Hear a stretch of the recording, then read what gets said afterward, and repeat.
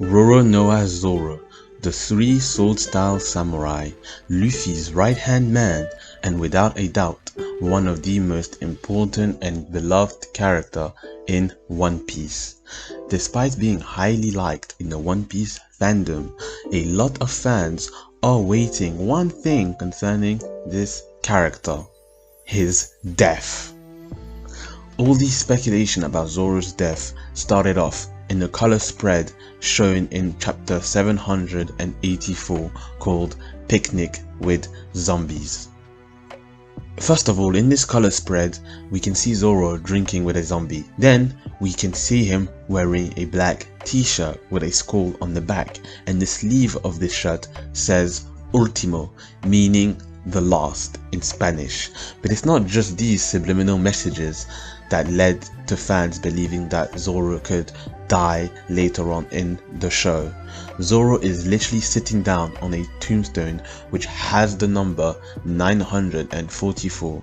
For the most craziest fans out there, I mean the fans that pay the most attention to details, it is without a doubt that Zoro is going to die in chapter 944. But it doesn't just end there. In the SBS volume 91, where Oda answers a couple of fans' questions, one person asks, what would Zoro look like at the age of 40 and 60?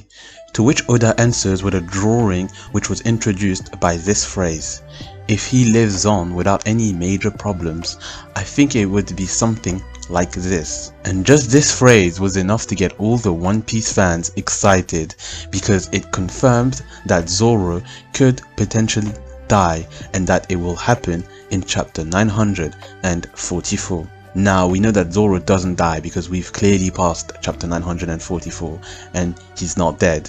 These hints actually meant nothing, and when you actually think about it, Oda wrote the number 944 just because he had to write something on the tombstone. He probably had a skull on his t-shirt because he's a pirate, and you know, a skull is the general representation for a pirate. But there's still these words left by Oda. Did Oda just say that to create doubt in the One Piece community, or was it a real teasing from Ichiro Oda? The mystery lingers on, and at the moment I'm writing this video, Zoro is still not dead. But during the Onigashima battle, we did have a near-death experience with Zoro, and he was unconscious for several chapters. He finally did wake up from that in the last chapter looking just fine. But I think killing off Zoro would be really interesting for One Piece. So now I'll explain to you why Zoro's death would be interesting for One Piece, and especially for Monkey D. Luffy as a character. First of all, and it's a criticism that has been made loads of time throughout One Piece's existence, One Piece doesn't have a lot of significant deaths. There's a lot of emotional, impactful deaths that have happened in One Piece, but most of them take place in flashbacks. Belle-Mère in the Arlong Park arc, the mother of Robin in Ohara, Tom in Water 7, Dr. Hiluluk, and many more. These are deaths that exist to show the will of the characters that want to accomplish their dreams. These characters are like this because they've lost someone special to them in their past. But in the present, the current events of the One Piece story, the Straw Hats are rarely ever confronted by death, even though the danger they face always increases. It starts to give the manga this childish side and not being taken too seriously by many people, and that nothing is dangerous because they'll always make it out alive without any consequences. We can just look at Onigashima for example, which finishes off in chapter 1050, and no major deaths have happened during this war. Ironically, they've just fought the two most dangerous pirates in the world, Big Mom and Kaido, and it was the biggest war that has ever happened in One Piece so far. Let's look at Marineford, which in theory is not as massive as Onigashima, but in it we had the disappearance of Whitebeard and Ace that Luffy was unfortunately unable to save. The war was completely lost, but by losing Ace, Luffy realized how weak he was and that he still had a long way to go to reach his goal, and he swore to never lose someone again during his adventure. Ace's death allowed Luffy to grow as a character, and it's because that Whitebeard and Ace are dead that the Marineford War will forever remain a tragic but yet legendary war in the One Piece world. The consequences of this battle were phenomenal because we lost two important characters that actually had a huge impact on the story. We can even look back at Enies Lobby. In a certain way, the battle cost them the Going Merry. The ship was already in a miserable state, but when we look back at Enies Lobby, one of the key things we remember was that it was the Going Merry's last battle with the Straw Hats.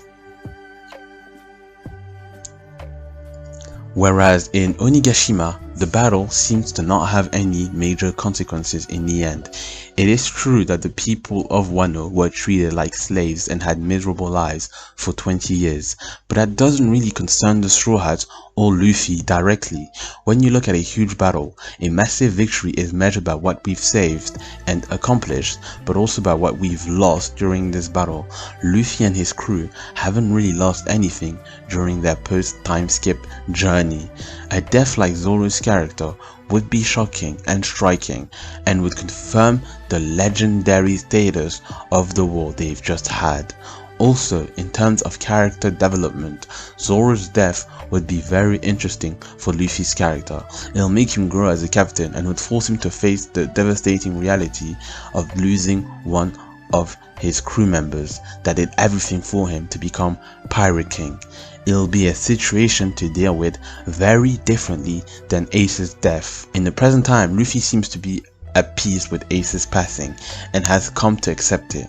Luffy is not the kind of character to live in the past. He understood that Ace had his own destiny to fulfill and he had no responsibility in it. But if one of his crew members dies under his orders to obtain his own selfish dream, it's a completely different story. This will be much harder to overcome than Ace's death because he'll be directly responsible for it. It'll force him to change as a captain and put more determination in him to achieve his goal. It will also bring more weight and value to his end goal because our biggest accomplishments in life isn't purely based on what we've obtained, but by what we've sacrificed on the way to finally get it. And personally, I don't see Luffy becoming the king of the pirates without ever sacrificing anything. So these are the reasons for me as to why Zoro has to die.